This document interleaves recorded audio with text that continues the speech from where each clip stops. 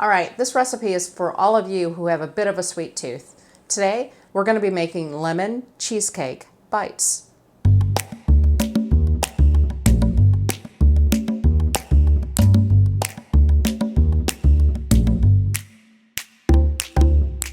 Instead of using a spring pan that I would normally use for a round cheesecake, I'm instead going to do it as just put it in an 8x8 pan. That way I can make small little squares, and it's a way for you to satisfy your craving without having a big hunk of cheesecake. Let's go into the ingredients. I've got lemons. They're going to be the star of this. Cream cheese, eggs, almond flour, baking powder, and a sweetener. My oven's preheated. I already went ahead and prepared my little 8x8 baking dish.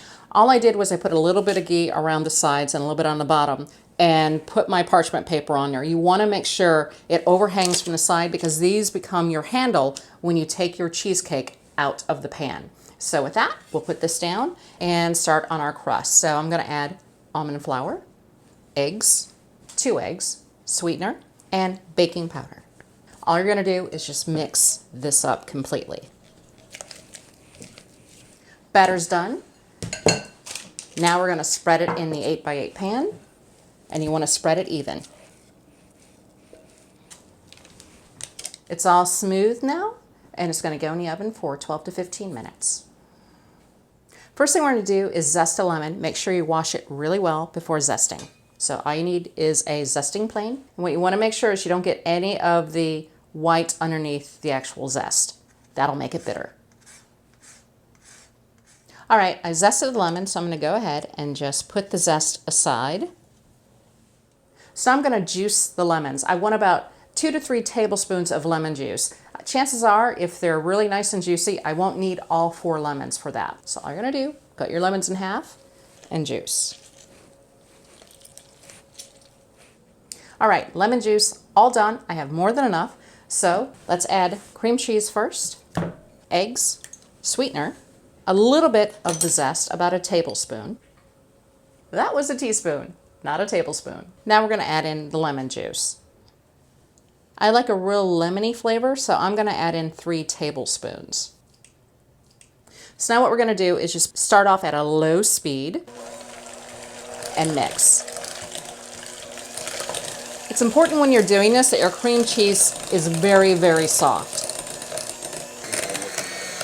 Oh, and be sure, scoop down the sides because you want to make sure everything gets mixed in. Everything's all mixed, so now we're just going to put it aside as we wait for the crust to come out of the oven. Now I took the crust out, I'd let it rest 5 minutes. You want it to cool a little bit. I made sure it was done by inserting a toothpick right in the center so it came out all clean. And what I'm going to do now is, since it's cooled off for about 5 minutes, I'm going to go ahead and add the filling or the top of the cheesecake. And then we're just going to spread this out evenly on top. It's all spread on top and it's going to go back in the oven for about 30-35 minutes. All right, I took the cheesecake out of the oven. It is done, technically speaking. Now, if this is all you were going to do, you would let it sit for about 30 minutes, and then you would just go ahead and put it in the refrigerator and let it basically chill in there for about 5 hours. However, I really want to take this up a notch, and I'm going to make a lemon curd, and that will, the curd is just going to sit on top of the cheesecake. To make the curd, you need lemon zest, fresh lemon juice, egg yolks, butter, and a powdered sweetener. So let's start mixing everything together. First the sweetener, then you want your egg yolks, the lemon juice, and for this one I really want a lemony flavor, so I'm going to add about 6 tablespoons. Next up is my lemon zest. Now just start mixing everything.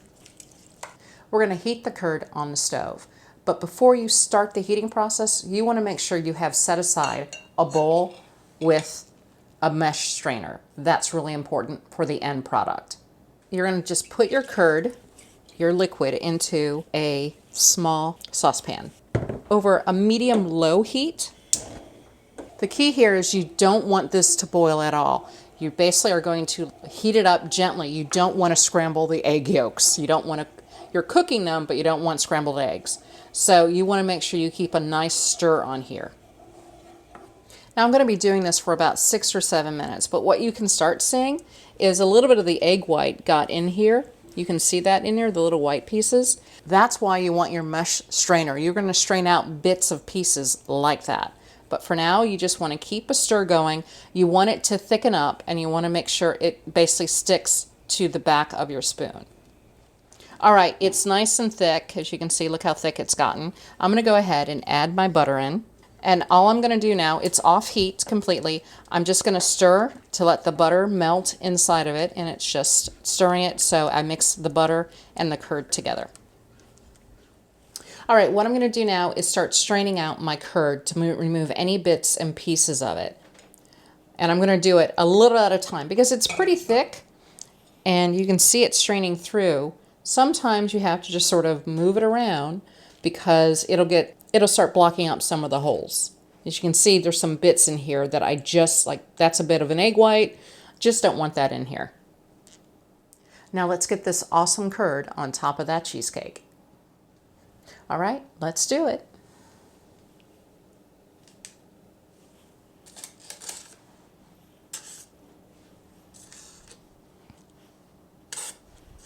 Now I'm going to put the cheesecake as is in my refrigerator for at least 5 hours. All right, it's been 5 hours. The cheesecake is all set for me to go ahead and cut up. Now I will say this, if you have a desire to poke the curd just to see if it's solid, be careful because you could do like what I did and I poked a little hole. It just happens sometimes, but not a big deal. What I'm going to do right now, I'm going to actually move this off of the cutting board. You want to be careful when you move it. It may crack. It's not a big deal. It's still going to taste good. It just won't look perfect when you cut it up. But what you want to do is you want to grab it, and there you go. You want to lift up. And now what I'm going to do is gently start peeling away the parchment paper. And now I can cut this. This cuts into 16 pieces. So you may be looking at this going, 16, that seems awfully small. It is, it's bite size. Now it's a little bit, keep in mind it's high, it's pretty good size. It's not as thin. You can certainly make this in a longer pan if you want to make larger pieces. It just won't be as high up, but that's really is up to you. Now to cut these, I'm gonna take my knife here. I'm actually gonna heat it up under hot water. And then I'm going to slice, and then as I slice, after I make a slice, I'm going to wipe it clean and heat it up yet again, because that's what you want to do when you're cutting a cheesecake. You don't want to keep cutting and cutting because pieces just start building on here and it gets a little bit harder to cut. So let me go ahead and warm this up. So let's give it a cut. See how the knife is dirty after I made the initial cut? I'm going to clean off the knife and heat it back up with hot water. All right, I'm going to pull one piece away. I actually, instead of 16 slices, I did about 21 slices, so it's a little bit smaller than I intended, but that's okay. But I want to pull a slice away so you can see what it looks like. So you can see, here's the crust. It's more of a cake as opposed to the traditional cheesecake crust of just patting things down into a bottom of a pie pan. And then you've got the cheesecake here, and then you can see the lemon curd right on top. And you can see it's a nice yellow topping with the curd. So I'm gonna go ahead and give it a little bit of a bite.